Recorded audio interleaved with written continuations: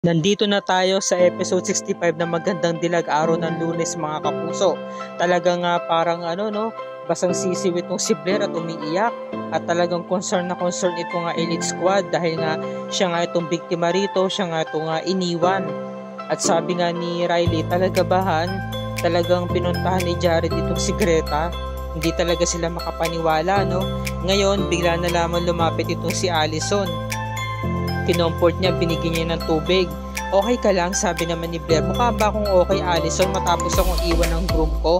Samantala, biglang lumapit itong si Jada at ipinaalam nga sa ate niya na niligtas ni Jared itong si Greta mula nga dun sa studio na nasusunog. Kaya nalaman agad ito ng elite squad at inago nga ni Blair yung cellphone nga ni Jada para makita niya na kung totoo nga na si Jared nga yung nagligtas kay Greta at nakumpirma nga. Samantalang itong si Greta dadalhin na nga sa ospital, isinakay na nga sa ambulansya at ito'y walang malay. Itong si Jared naman talaga nag-aalala sa kalagayan nga ni Greta at ito sabi niya, okay ka na Greta, nandito na ako. At ngayon nalaman na nga nila na sa ganitong hospital dadalhin itong si Greta, kaya lalong nagwala itong si Blair at bigla na nga itong tumayo at nagmamadali para puntahan nga yung hospital na yon. Pinigilan siya ng elite squad ngunit hindi siya nagpatinag. Sabi naman ni Allison, nag-aalala ako sa kanya pero hindi naman kasalanan ni Greta yun kung bakit naging ganito si Blair. Sabi naman ni Riley, no, oo, kaibigan natin siya pero siya ang dahilan kung bakit nasira ang relasyon nilang dalawa. Hindi mo ba narinig yung mga sinasabi mo, nagtalo yung dalawa? Kanina ka pa, nakakainis ka na, todo ang pagtanggol mo kay Greta. Sabi naman ni Allison, no, kaibigan din naman kasi natin si Greta. Ikaw parang di mo rin naman siya naging kaibigan . Inawat sila ni Mayor Magnus. Sabi ni Magnus, please lang, wag kayong mag-away dito sa lugar na to. Kailangan ng concern natin ay kay Blair. Hindi dapat tayo nag-aaway-away dito. Sabi ni Magnus, no, inawat niya yung dalawa. So ito naman si Blair talaga nagmamadali at inawat yung paparating na taxi, pinapara niya. Sabi niya sa driver, meron tayong pupuntahan. Sabi ng driver, emergency po ba to, ma'am? Oo, dahil meron akong papatay na ahas. Yun na nga, sumakay na nga siya sa taxi. Samantalang kung si Atty. Eric, pinuntahan niya yung staff ng Bellatrix. Sabi niya, nasan ba si Greta? Sir, wala po siya dito, nandun po siya sa studio, merong photoshoot. Nasusunog nga po, ganun ba? Ano nangyari sa kanya? Kamusta na siya? Sabi ng isang staff, no? Dinala na siya sa hospital. Kasama nga niya si Jared Yung pong model, sabi, no? At na nga po sila, okay naman po si Miss Greta, nailigtas na po siya. Samantala yung taxi driver nagkamali ng daan at sinisisi siya ni Blair. Sabi niya, kaya yung mga katulad yung taxi driver hindi umaasenso hanggang dyan na lang kayo, walang kwenta. Nagalit yung taxi driver na bad trip. Sabi niya, bumaba ka na, baba. So nang paglabas ni Blair, biglang pagsarado niya ng pinto ng taxi, naipit yung pinakailayan ng gown niya hanggang sa nakalagkad siya. Nung pag-ikot niya, napunit, nasira. Kaya nagkandamalas-malas talaga siya. Tapos nung sumigaw siya, sobrang inis, bigla merong papasalubong na tricycle. Sabi, tabi. Malasagasaan siya dito. Ayun, talagang nabatrip talaga siya. Sobrang pangit na talaga ng araw niya. Samantalang itong si Jared, kinakausap niya yung nurse. Sabi naman ng nurse, okay na naman po si Miss Greta, pwede na rin po siyang i-discharge. Maya-maya lang po, magkakamalay na rin po siya. Wala naman po masama nangyari sa kanya. Hindi rin po siya nasugatan, hindi rin po siya nabalian. So nagpapasalamat itong si Jared dahil na okay na nga itong si Greta. Nung nilapitan niya ito, bigla na lamang itong nagkamalay. Sabi niya, thank God Greta, at nagkamalay ka na rin. Sabi naman ni Greta, anong ginagawa ko rito? Ba't ako napunta dito? Ang naalala ko lamang kanina nandun ako sa loob ng studio ko at nasusunog. So nagulat siya, si Jared. Sabi ni Jared, oo Greta, ako ang nagdala sa'yo dito. Sabi niya, talagang tuwang-tuwa talaga siya dahil nakita niya. Di ba na si Greta nagkamalay na? At wala naman itong sugat at hindi naman ito nabalian. So, ang laki talaga ng pasalamat ni Greta dahil 3 beses na siya nililigtas ni Jared. sa pagkakataong ito. At nakita nga sila ni Donna nagtatago. Hindi pwede mapakita si Donna eh. Kumbaga nagpunta lamang siya dyan para alamin ang kalagayan nito ni Greta. At hinawakan nga ni Greta yung kamay ni Jared dahil nga nagpapasalamat siya. Naalala niya unang-una sa may mall, diba, na nagkaroon ng fake bomb threat. Pangalawa, yung nahulog siya sa may ilog, yung nabalian siya, diba, sa may bandang paa. Niligtas siya ni Jared. Pangatlo, dito naman sa may sunog. Ayan, kaya nakatalaga ng pasalamat niya. Kaya nga sabi nga ni Greta dito kung di ka dumating, panigurado wala na ako, panigurado patay na ako. Alam mo ba kanina, kinakabahan ako, takot ako. Akala ko katapusan na ng buhay ko. Maraming salamat Jared, sabi naman ni Jared. Nakita kita kanina na wala kang malay, mabuti na lamang at nakarating ako sa tamang oras. Samantala may mga bikers na dumaraan. Sabi, miss, tabi. Hanggang sa nabunggo na nga si Blair nung biker na babae. So, itinayo siya ng babae, ngunit nagtaray si Blair. Sabi niya, bitawan mo nga ako. So, nagdaanan na. Nilagpasan na siya ng mga bikers. Talagang sigaw na sigaw rito si Blair kasi nga kawawang-kawawa talaga yung datingan niya. Talagang napakamalas ng araw niya. Samantala, dumating na nga sa attorney para alamin dun sa nurse kung nasa saan ba si Gigi. Sabi ng nurse, ay kaka-discharge niya lang po eh. Kakaalis niya lang po, kasama niya nga po yung boyfriend niya. Boyfriend sino? Yung mong athlete na si Jared Ilusorio. Ang sweet nga po nila kanina eh, sabi nung ni attorney excuse me pero hindi sila mag-boyfriend. Ganun po ba? Akala ko mo boyfriend sila eh. So umalis na si attorney Eric. At tuwang-tuwa pa nga yung nurse, diba? Kasi kala niya magkarelasyon nga si Jared sa si Greta. Nagulat din siya na hindi pala sila magjowa. Samantala, dala-dala ni Jared itong si Greta sakay ng wheelchair habang ito ipapalabas ng ospital. Ngayon, kinakamus niya si Greta kung wala bang masakit. Sabi naman ni Greta, okay lang talaga ako Jared. Maraming salamat sa iyo sinamahan mo pa ako hanggang dito. Sabi naman ni Jared, Greta, wala nang matutuloy na kasal kasi nga pinapupunta ni Greta si Jared sa kasal, baka hinahanap na siya at ipagpatuloy yung kasal niya kay Blair. Sabi naman ni Jared, wala nang kasal na magaganap. Talaga seryoso? Oo, kasi hindi ko naman talaga mahal si Blair. Ikaw ang mahal ko Greta, mahal na mahal kita. Alam mo ba nung nangyari sa iyo kanina, hindi na ako nagdalawang isip pa na puntahan ka agad para iligtas ka kasi ikaw ang laman ng isipan ko. Totoo yung sinabi ko sa'yo noon na nag-confess ako ng feelings ko. Ngayon tututuhanin ko na talaga. Totoong nararamdaman ko sa'yo Greta, mahal na mahal kita. Ikaw ang gusto kong makasama. Grabe yung confession niya, no? Talagang sinabi niya sa harapan ni Greta. Samantala si Greta talagang naloloka siya. Talagang nagugulat siya sa mga revelation ni Jared, diba? Hindi siya makapaniwala. Ang laki ng mata niya, gulat na gulat siya. Tapos hindi mo mawari yung expression ng mukha niya kung nahihiya ba si Greta, nasusurprise, natutuwa. Dahil nga tuluyan na nga niya napaikot itong si Jared. At tuluyan na nga niya nasira ang relasyon ni na Jared sa ni Blair. Kaya gulat na gulat talaga siya sa mga nangyari. At lumuhod na nga ito, sabi niya, gusto ko lang sabihin sa'yo, Greta, na totoong feelings ko. Totoong nararamdaman ko sa'yo, sincere ako sa'yo. Sinabi niya lahat, no? Talagang gulat na gulat talaga si Greta. Pero mo si Jared na mismo lumalapit sa kanya, diba? So tagumpay ang plano. Ngayon si Blair dumating na. Speaking of the devil, dumating na ang kontrabida at narinig niya yung pag-uusap ng dalawa. Kaya siya nagalit. Bigla agad siya sumugod, sabi niya, buhay ka pa palang ahas ka. So lumingon si Greta. Talagang tuwang-tuwa pa siya, diba? Kasi nga, yung baka sa mukha niya, yung paghiganti niya na natupad na nga. Yung plano nga nila ni Tita Sofia na ang target nila ay si Blair. So, nagtagumpay na. Sabi naman ni Jared, please lang, Blair, wag kang gumawa rito ng iskandalo. Wag dito. So, nagalit si Blair. At tumabi ka dyan, Jared. Ako ang bahala dyan sa babae niya. Papatayin kita. Alam mo, kung hindi ka napatay na ako, pues ako ang papatay sa'yo. So, sinabunutan na si Greta. Si Greta hindi lumalaban. Sabi na, aray. Talagang hindi talaga siya lumalaban kasi nga gusto niyang patunayan na siya ang kawawa, diba? Para siya ang kampiyan ni Jared. Mautak eh. So pinipigilan siya ni Jared, sabi niya, umalis ka na Blair, hindi kita kailangan dito. Ano ba? Hindi pa ba malinaw sa'yo na mahal ko si Greta? Siya ang pinuntahan ko rito, siya ang pinili ko. So sabi ni Blair, no, please lang Jared, umutong gawin sa akin. Sabi niya, no, nakikiusap siya, umiiyak na talaga siya. Pinili mo yung babae na yan para lang sa akin? Ha? Mas pinili mo yan? Pinuntahan mo babae niya sa araw pa mismo ng kasal natin. Alam mo, sinisira niya ang kasal natin. Isang sumira na relasyon natin. Ahas siya. Inagaw ka niya. Gumagawa lang siya ng paraan. Sinadya niya lang yung sunog na yon para nga naman mabalo yung atensyon mo at ikaw ang puntahan niya. Tumabi ka dyan. Tinulak niya si Jared hanggang sa tumumba ito.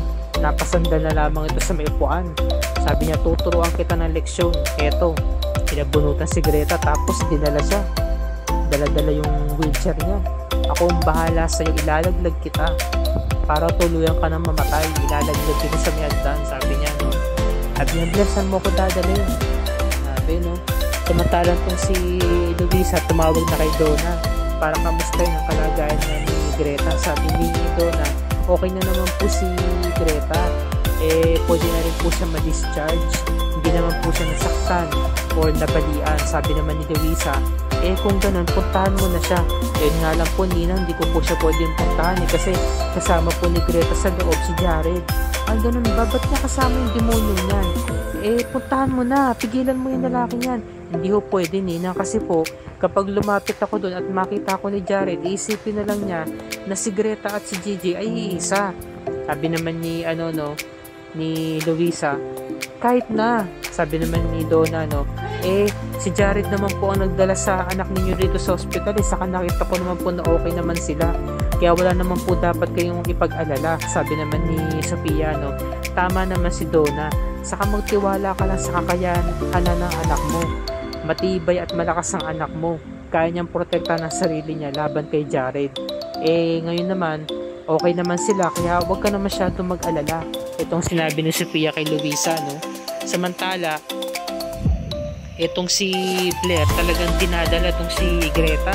Kinaladkad niya, dinadala niya yung wheelchair hanggang sa napigilan na ni Greta, pero nasakal pa rin siya. Kaya papatayin kita, ipapamukha ko sa iyo po ng galit ng isang demonyo, ng devil bride, sabi niya, na nanggaling sa impyerno. So sinanda niya sa may pader habang sinasabunutan. Samantala si Greta hindi siya lumalaban. Sabi naman ni Greta, hindi ko nakasalanan yun kung umulan ng kagandahan sa mundo at ako nakasaklo. Sabi niya, samantalang ikaw, praning ka lang. Kaya yan ang nangyayari sa'yo. Masyado ka nagpapakabaliw sa mga nangyayari. Wala naman akong ginagawa kay Jared. Sabi naman ni Blair, hindi, sinadya mo talaga yung sunog kanina para mabali ang atensyon sa'yo ni Jared. Kaya itong nababagi sa'yo. Sabi niya, So nakakalamang na si Blair, talagang sinasabunutan niya si Greta. Si Greta naman, ang lakas ng boses. Grabe talaga, Squabby talaga yung boses, Palengkera talaga. So lumaban na nga tong si Greta kasi tinulak siya doon sa kabilang pader. Tumama yung mukha niya pero swerte niya, hindi siya nasugatan. Lumaban to si Greta, sabi niya, alam mo, punong-puno na ako sa iyo. Ang sakit kasi ng katawan ni Greta, tapos binubugbog pa siya. Dahil nga sa nangyari, di ba kanina, na-stress siya doon sa sunog Kumbaga hinang-hina pa siya Sabi niya, pues kung ikaw demonyo ka nang galing sa sa impyerno, ako naman halimaw ako natatapos sa'yo. Dumating na nga to si Eric at hinahanap si Greta. Sabi naman ni Jared, hindi ko alam, dinala na lamang siya ni Blair. Sabi ni Eric, wala ka talagang kwenta. Pwede ba, Eric? Kasi magtalo tayo, hanapin na natin si Greta. Tara na. Yun, isa sila.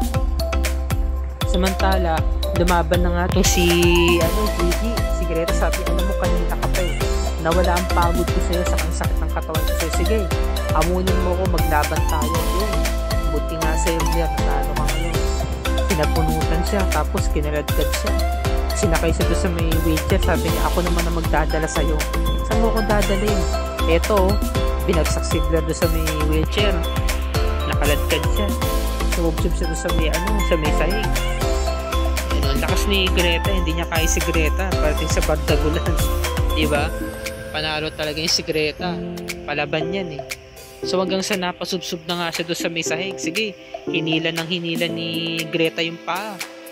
Kung di lang dumating dalawang lalaki, bubog sarado yung Blair na yun. Walang laban yan napuno na si Greta di ba? Dahil kanina pa siya sinasaktan, ayaw magpaawat Talagang gagawin ni Blair ang lahat, masaktan niya lang yung babae ni Jared hindi na siya makalaban dito, hindi na siya makatayo, hinihila siya ni Greta Dumating din dalawang lalaki kaya sila naawat naabutan sila ni na Eric saka ni Jared. Buti nga sa'yo, lalaban ka pa, sabi ni Blair oo, hindi pa ako tapos sa'yo dahil papatayin kita. Napailalim naman dito si Greta, nahuli siya nakuha yung buhok niya sa bunot mo sa bunot, hanggang sa napigilan na nga silang dalawa at nagagalit pa nga si Blair. Sabi niya, ano ba Jared, ba't mo ko inaawat, hindi ako titigil hanggat hindi ko naipagigiganto yung sarili ko dyan sa ahas na yan. Galit na galit siya, sabi naman ni Blair halika rito, kinaladkad siya papalayo. Samantalang si Gigi tumatawa siya, nakapangiti siya. Tapos kinamusta siya ni Atty. Eric, sabi niya, okay ka lang ba? May masakit pa sa katawan mo, sabi naman ni Gigi okay lang ako, huwag mo kong alalahanin, nawala yung sakit ng pangangatawan ko dahil sa kanya. Nakangiti talaga siya, ang ganda ng tayo nila dito Samantalang itong si Allison nag-aalala nga kay Blair, kanina pa siya tawag ng tawag, hindi siya nito sinasagot. Sabi naman ni Jada, alam mo namukha siyang tanga kanina, kakahanap to sa groom niya. Talaga bang sinadya nyo na hindi siya pigilan? Sabi kasi halos mabaliw-baliw yung sa kakahanap dahil siya na nga tong iniwan. Tapos ang bigat pa nung gaw niya, kaya sigurado madapa-dapa yun sa pagtatakbo. Sabi naman ni Allison, pwede ba Jada iwanan mo muna kami, punta ka muna sa kwarto mo. So yun pala, maglalabing-labing sila ni Magnus. Sabi naman ni Allison, pwede ba Magnus wag muna ngayon kasi nag-aalala talaga ako kay Blair. Sabi naman ni Magnus malaki na siya, kaya niya ng sarili niya. Pwede ba Magnus ipahanap ko siya sa mga tauhan mo please, kasi nag-aalala talaga ako. Sabi naman ni Magnus, okay sige. Tapos nun, maya-maya lang, biglang tumawag yung tauhan ni Magnus, yung kanang kamay na bodyguard niya, para ibalita na nahanap na nga nila itong si Angie, diba? Nahanap na nga nila, natukoy na nila ang kinaroroonan nito. Pero biruin mo talagang yung power ni Mayor talagang sobrang makapangyarihan. At sabi nga ni Mayor, sige, dalhin mo ang traitor niya sa warehouse natin, sa lumang warehouse nga ng Capsule X.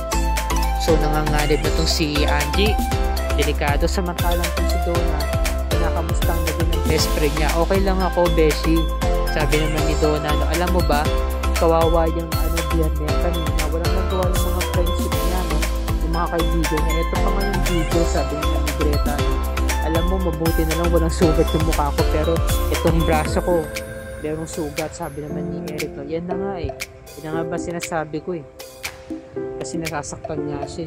So ito, pinanood nila yung viral video, diba, yung iniwan nga ng groom itong si Blair, nagwawala siya sa may venue.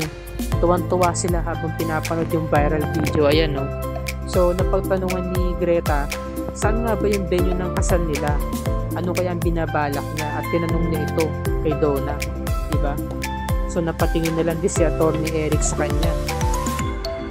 Samantalang tong si Blair, kinaladkad nga siya ni Jared dito sa may fire exit para pag-usapan nga na wag niya nang sugurin pa si Greta. Sabi naman ni Jared, hindi pa ba malinaw sa'yo Blair? Hindi na kita mahal. Si Greta na ang mahal ko ngayon. Siya ang gusto kong makasama. Sabi naman ni Blair, babe, sige na, patatawarin kita sa mga nagawa mo ngayong araw. Ang importante, magpakasal tayo, pagpatuloy natin ang kasal. Kahit hindi na ito sa venue ng kasal natin, kahit sa munisipyo, handa ko ngayon. Pasensya na, hindi mo ba naintindihan na sige, magpapalit ako ng damit, mag-aayos lang ako. Tapos pagpatuloy natin ang kasal. Handa kitang patawarin, handa akong kalimutan yung nangyari kanina. Sabi naman ni Jared, Blair, makinig sa akin, wala nang kasal na magaganap, alin na kitang pakasalan. So kawawa naman dito si Blair. Naawa ako sa kanya dito, kahit na sobra siyang kamaldita at kadimumita kay Gigi kahit na isa siya sa mga primera kontrabida dito. Naawa ako sa kanya sa pagkakataong to, kasi iba kasi talaga yung kasal pag iniwan ka ng mahal mo, diba? Yung kina Allison sa kay Riley, matindi rin yun pero mas patindi to nangyari kay Blair kasi kasal kasi to iniwan ka ng pinakamamahal mo, diba, na gusto mo makasama habang buhay. So ito yung dapat natin pakatutukan bukas mga kapuso. Episode 66 na tayo. Tuluyan na nga nakuha ni Mayor Magnus itong si Angie at nasa kamay niya ito. At pinapaamin niya ito ngunit hindi ito nagbigay ng kumpletong pangalan kung sino yung amo niya na tumutulong sa kanya. Nagbigay lamang siya ng ng interpretation tungkol sa itsura nito ni Sofia Robles. So malalaman natin kung tuluyan na bang malalaman ni Mayor Magnus na tumutulong dito kay Angie ay walang iba kundi si Sofia Robles, dahil nga napag-alaman sa IT expert na yung mga contacts ng tawag nila ni Sofia ay nakasave dun nga sa cellphone ni ni Angie, at matukoy na kaya na yung number na yun ay galing kay Sofia Robles. Yan ang dapat natin pakatutukan bukas mga kapuso, kaya wag na wag natin palalagpasin ang episode 66 ng Magandang Dilag. At dito na po nagtatapos ang review and recap para sa araw na ito. Kung bago ka pa lamang sa aking channel kapuso, please like this video at share mo ito sa iyong social media platforms. Click mo na rin ang subscribe button with notification bell icon para lagi ka updated sa mga episodes na Magandang Dilag and other GMA shows tulad nito. Magandang hapon at happy viewing mga kapuso. Maraming salamat sa inyong panonood, and God bless us all.